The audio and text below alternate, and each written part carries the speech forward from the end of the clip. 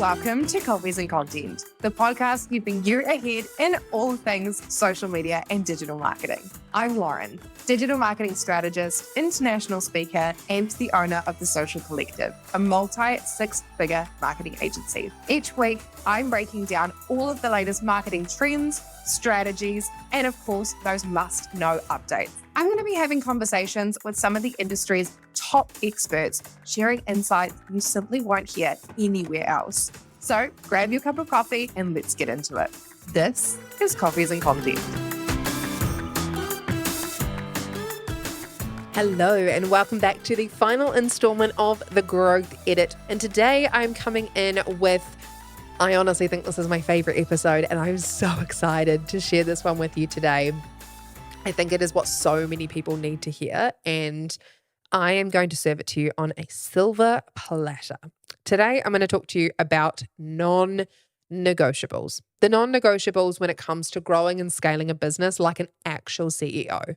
Because if you're anything like me, and I've been in this mindset for quite some time, hence why I am now going around telling everybody that I'm the modern CEO, because I'm all about growing a business that's sustainable. I'm not into overworking, burning myself out. I'm not into creating 52 bazillion offers to try and serve a whole bunch of people. I'm creating a business that's aligned for me, that's sustainable, that feels right, that feels good, and doing it in the digital age. So getting myself out there on all these digital marketing platforms. And so I know that that's exactly why you've come to this podcast, because you are ready to grow. And I am ready to help you grow. And I want to start this episode off by sharing a little story. About a week ago, prior to recording this podcast, so goodness knows how long it's been since I've recorded this by the time you're listening, but a week ago, I woke up one morning and I made over 5 figures before I even finished my morning cup of coffee. I know. Pretty stinking cool, right? Granted, I've been working in the Social Collective for almost 5 years, so it's taken some time, but there are so many things that I have implemented, especially in this last year, that have actually started to mean that these 10 plus K mornings have started to become my new norm. And I love it. I love the feeling of signing new clients, bringing on new work, but more than just the dollar sign for me, it's because this gives me the freedom and the flexibility to grow and expand the business and the empire that I've been working so hard to create. It gives me the opportunity to support new clients that are so excited to be working with me in the Social Collective. They are aligned people. They are excited. They feel alive when they sign on to work with us. And those are the people that I have worked so hard to welcome into my space. And I want to teach you how to do it so you don't have to wait 5 whole years to do it too. And I want to tell you, this money wasn't from any launches. This had nothing to do with any of the launches. It didn't come from a last minute frantic crazy post thinking, oh my goodness, I haven't put something out there and I need to get content. And it certainly didn't come from chasing any of these ridiculous viral trends or crossing my fingers, toes, and eyeballs and hoping it would magically land in my lap. No, this income came from the foundations that were already working in my business, because I've set this business up, the Social Collective, and we're working on it now with the Coffees and Content Empire, but I've set this business up to sell whether I am or am not in the room. And yes, I am speaking from the perspective that I have a team. So when clients come on to work with us, they get to work with me and my crew at TSC. But this is also entirely possible for solopreneurs. And there's a lot of the work that I do in the Social Collective, especially when it comes to the coaching side of things, that I do all on my own. And so these exact same systems and processes apply. But what I come back to time and time and time again is the non-negotiables that, like I said, make days and mornings like this kind of predictable at this point. I can forecast and I can see when things like this are going to happen because I have so much clarity and I have so many systems and processes set up in place to hold space for this to happen, to hold space for me to be able to run my business like the CEO that I am. And I will tell you, it has taken years for me to actually start treating myself like I'm a CEO. I used to say, oh, I just have a little business. And people would say, oh, how's your little business going? How's the little business? Like, oh, it's so cute. And I'm thinking, no.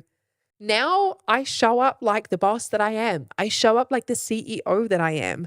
I have that founder energy, but it's not nasty energy. It's excited energy. I wake up in the morning and I feel so excited for what I get to do in each and every day. And that is exactly what I want for you. And I know that that's exactly why you have tuned into this podcast.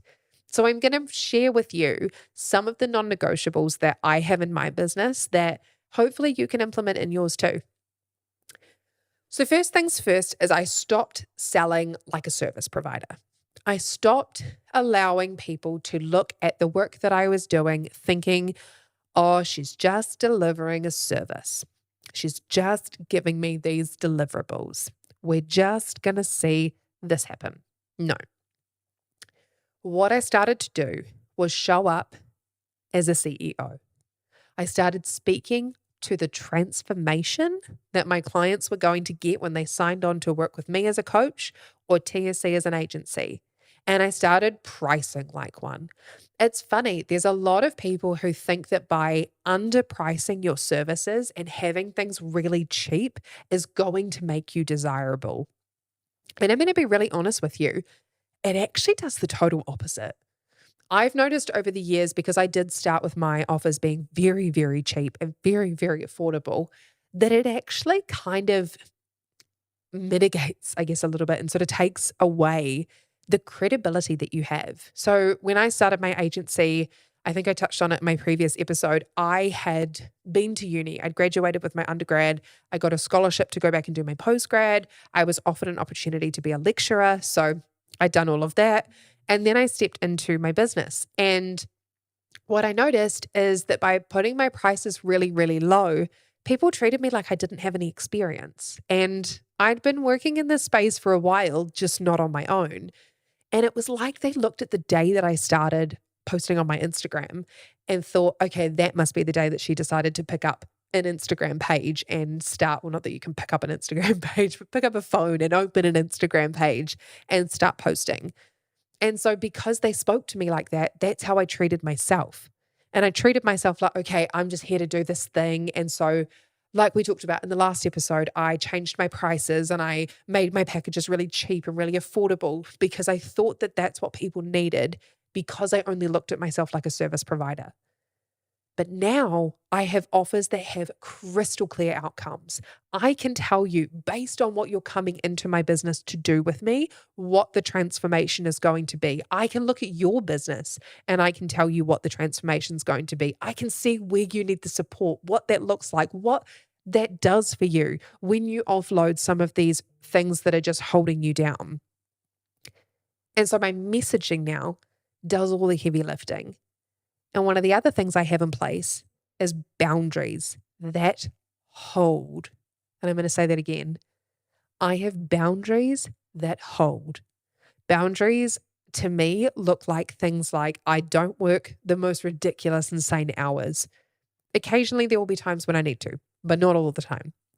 There is work that I do and don't do within client packages. I used to say yes to every single thing just because I thought that it was necessary to keep somebody happy. I also don't over deliver. I deliver on the things that I promise. And I make sure that I'm only signing aligned clients. And yes, I do mean that. I have let go and parted ways with clients in the past that just don't work because honestly, I've had people that have drained the life out of my energy. And there's nothing wrong with that. It just means that we were not an aligned fit. But if I don't have boundaries that hold, then I'm letting not only myself down, I'm also letting my team and my clients down. And you're probably doing the same thing. If you are walking around like a wet blanket and you have no boundaries in place, think about the fact that if it's too hard to think about you, think about your clients and think about how hard it is for you to energetically show up for them if you are not putting those boundaries in place to protect yourself first. It's like that, the thing on the airplanes where they say, like, put your seatbelt on before you put your child's on, because obviously you can't put the seatbelt on your child if you are not protected and you are not safe first. It is the exact same thing with our businesses. If we are not looking after ourselves and our boundaries and protecting our energy, how can we expect to show up for other people? The second thing that I got really, really clear on, and this all really started to change. To be honest, I made a big shift at the beginning of the year. And last year I dabbled in this and I decided in January of 2025 to go all in on this. And it was very scary, but it felt so right. I got really clear and I clarified what it is that I actually do and what it is that my team actually do. No more vague posting, generic content, speaking to whoever, anyone that wants to pay me, anyone that wants to book or buy my services. Please come over here. No, we're done with that. That is so out. Speaking to everyone and ending up with no one is so last decade. It's not even in this decade. Now, what I do and what you can do too is speak directly to that absolute dream person that we've been talking about in this series that you want to work with a message that they simply can't ignore. And what I mean is that's the kind of content where you read it and you're like, whoa, was this like a text to me? Was this directly speaking to me? Because I feel so seen and so heard right now. And like I said, with the work that we are doing, the Social Collective, like I said, I made a really strategic pivot to change our agency to be a full holistic. I'm pretty confident that it is New Zealand's first holistic digital marketing agency. And we focus solely on providing holistic support. I don't work with clients anymore just in the social media space or just in the advertising space, unless there is an absolute real reason to do so. The reason that we do everything holistically is because your socials, your ads, and your emails all have to fire really strongly in order for us to grow a business in the digital age. And that's what we've talked about across this series as well, is just how important it is to be making sure that we have all that marketing going on. And so I made that pivot. And that actually made it so much clearer and so much easier to speak to our audience, because I'm not trying to say, oh, if you would like a bit of social, or oh, if you would like a bit of advertising, or oh, if you want a few emails to go out, we could probably do that for you. As can literally every other agency in the country and the world. But what sets us apart and what makes us unique is if you want someone to manage everything for you, that is us. We are your team. And at the same time, if that's not for you, that's okay. And your clients can be the same way. What we want to do is make sure that our content is kind of filtering out and pre-qualifying those people for us so that by the time you get your discovery calls booked in, or by the time products and sales are coming, or you've got inquiries from people, they are the right kind of people. Because what it means is that we don't then have to do that hard sell of trying to convince them that they need us or convince them that they need our products and our services, because they already know that they do. And that for me is something I found has been so much more enjoyable about running a business, because I'm no longer convincing, I'm supporting. And that change I know is going to be so powerful for you. Seeing that shift of I'm not justifying, I'm supporting my ideal clients. I just think it makes everything so much more fun.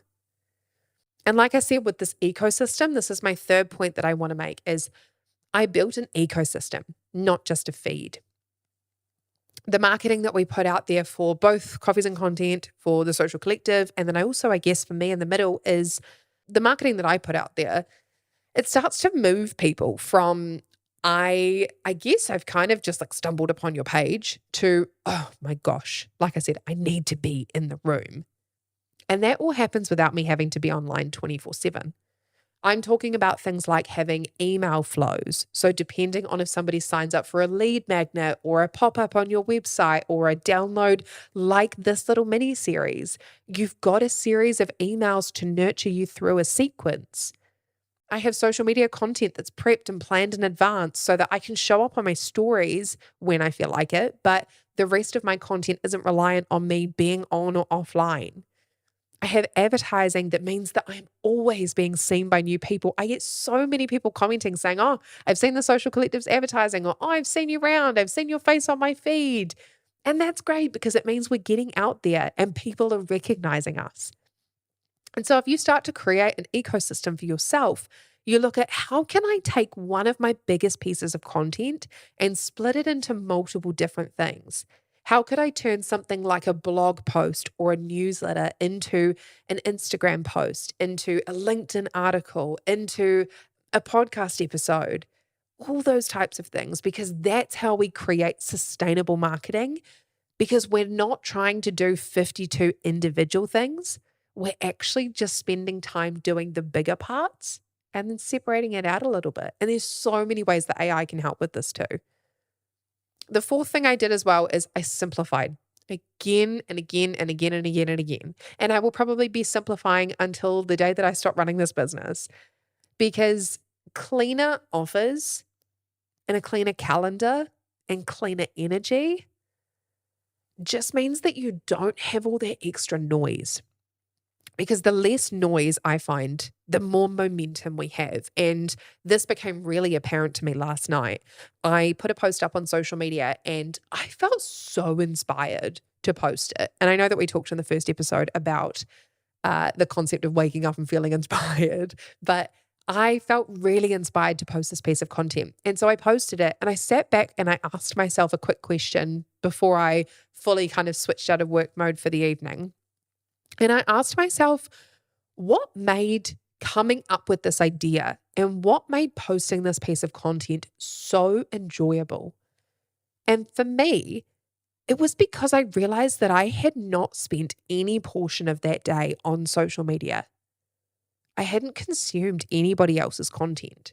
I hadn't been looking at anyone else's. Yes, I'd been looking at my client stuff, but I wasn't doom scrolling, because I found that the more that I doom scroll, the busier my head feels with noise. I'm constantly comparing myself to other people, and I'm not above saying that. I'm constantly comparing what I'm doing to the quality of other people's work or the quality of other agencies or the work that they're doing, because that's just life and that's just the way that our brains work.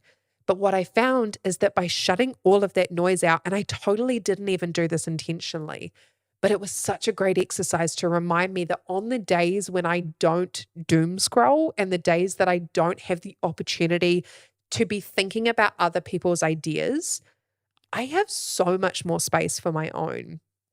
So I've made sure that I'm going back to my roots of what I once upon a time had in my calendar, which is my Mondays and my CEO days. And they are the days when I focus entirely on content creation and prepping and organizing for my businesses.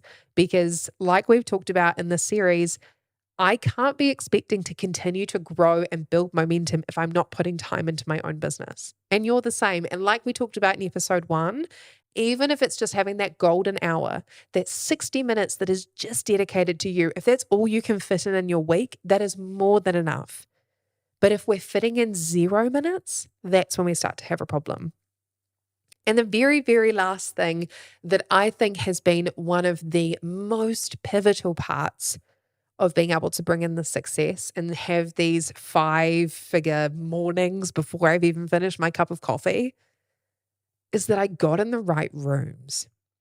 And you know when you're in the right room, when you've got brains that are thinking of things that never in your wildest dreams would you have thought of, or people are suggesting things and you're going, yeah, that's a really great way to look at it. Because the strategy and the support and those high level conversations with other founders who are building real businesses, they're not just those people out there that are chasing that next hit of dopamine, but they're the ones that are building really strategic, long lasting businesses. Those are the rooms that you want to be in. You always want to be in the room with someone that is 2, 3, 4 steps ahead of you. You want someone to teach you what you don't know, because we don't know what we don't know, myself included. I started working with a business coach when I think I was about a year into my business, and I've never looked back. I've worked with 3 different business coaches since then. And the coach and coaches that I'm currently working with at the moment So many changes and adjustments that I've made in my business have not only been because they've helped me see through the fog on those really crazy busy days or those really hectic moments where you think, oh my gosh, my leads have dried up or my sales have dried up. Where to from here? It all just feels like too much. But they've also been the ones to cheer me on and to help me realize the awesome things that I'm creating. And they've taught me the things that I don't know. And I intentionally get in the rooms with those people. I go to conferences, I go to networking events, I jump in these online coaching sessions because I know that there is never going to be a point in my business journey where I know it all. And so, in order to consistently and constantly be upping what you're doing and taking your business to that next level, we have to be going out there and broadening our horizons because this wasn't anything really to do with a lucky spike in income for me. To be honest, luck had literally nothing to do with it. What it did have everything to do with, though, was building a business that delivers. It delivers consistently, it delivers sustainably, and it is totally in full alignment with the life that I'm here to lead and the life that I'm here to live. And if you are listening to this podcast episode and this series and you are craving that, I promise you that you are so close because every single day you are only a few decisions away from creating an entirely different life for yourself. Because at the end of the day, what you need to remember too is you don't need to change everything in your business. I don't want you to finish listening to this series thinking, oh my gosh, I have to just scrap everything. I can guarantee you that what you're doing is pretty bang on. There will just be tiny adjustments that you'll need to make. But sometimes doing it on your own or doing it with minimal help makes it so much harder. And if you want to scale and you want to scale fast, I just need you to know that you don't have to do it alone. Because when you get in that room and oh my goodness, if you've ever been in a room like that, you know how powerful it feels. You know how exciting it is to be in that energy because that is the room that is going to support you to get to that next level. It's going to help you move faster. You're going to be failing fast, but learning so much quicker. And you're going to feel so much better doing it. But thank you for joining. I have absolutely loved sharing these episodes with you. I hope you have an absolutely amazing rest of your day. Signing out. Bye.